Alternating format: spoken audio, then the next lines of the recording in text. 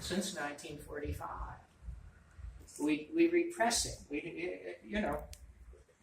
People think, I don't want to think about that. It's too big. It's a problem that's beyond anyone's ability to change. Well, I don't agree.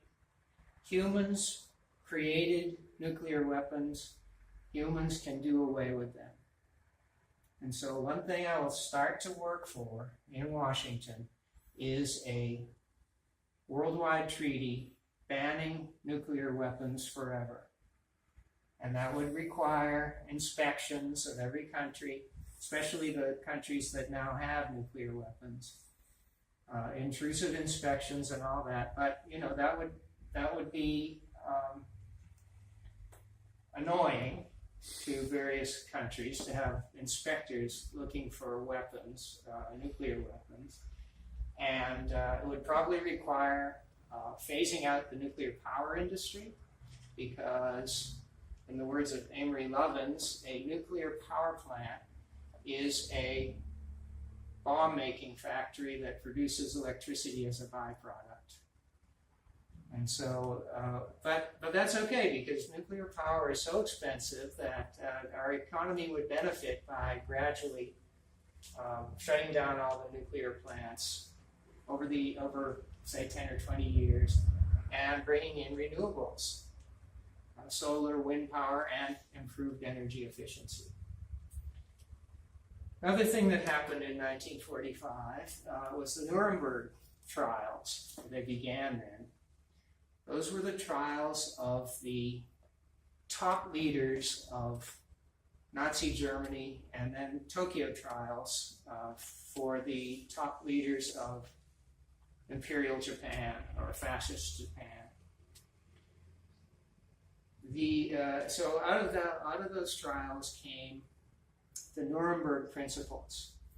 And in the interest of preventing a world war from ever happening again, the first Nuremberg Principle states that aggression is prohibited. One country invading another.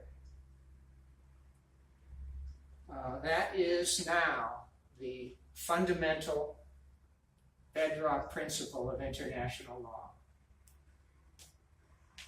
Aggression is the, in the words of the Nuremberg judgment, aggression is the supreme international crime, which differs from other war crimes in that it contains within itself the accumulated evil of the whole.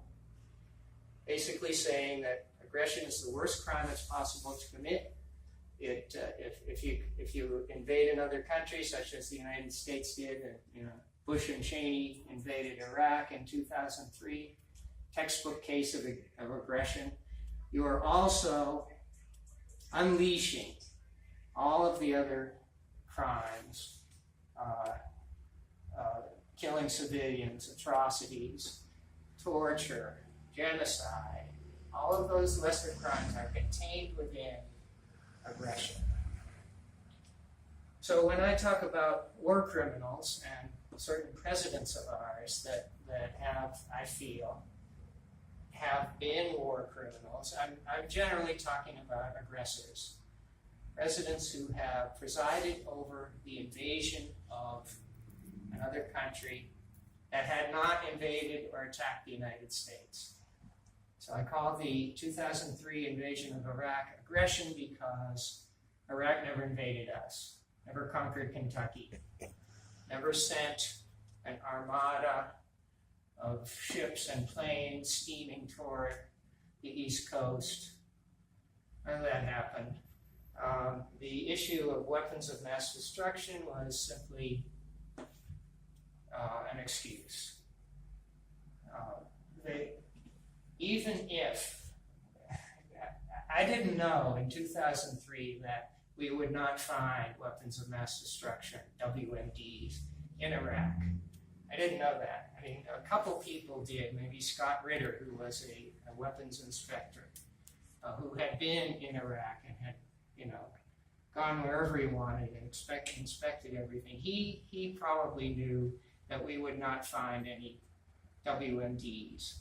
I didn't know that, but what I did know is that everything the Bush and Cheney administration was saying about Iraq and Saddam Hussein was false or unprovable. They were claiming, yeah, there are all these weapons there. They're located to the north, the east, the west, and the south of Baghdad. It was all fabricated.